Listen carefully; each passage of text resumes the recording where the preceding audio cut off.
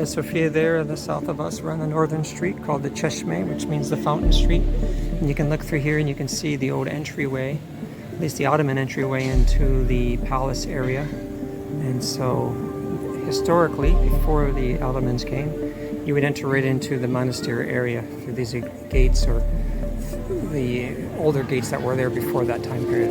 So walking the street, you see a lot of the old mansions, wooden mansions they built mainly from the late 1800s, maybe early 1900s. And some famous people lived in some of these.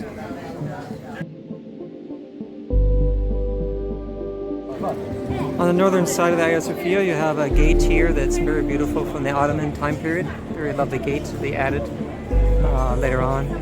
And then you'll see a round building that used to be the former, probably originally was a place for burial, but then it became the treasury for many years. And then the building on the right actually is like a place to cook bread.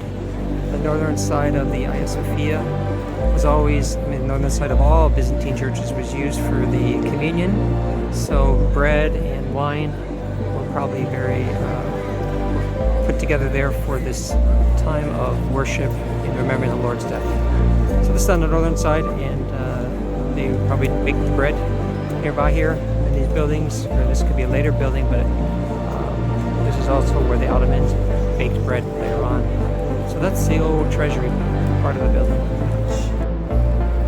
Of interest at this Topkapi entryway, you can see the different holes along the wall where the cannons sit to protect the building. So also the designs on this one. Cheshme is fountain is very beautiful.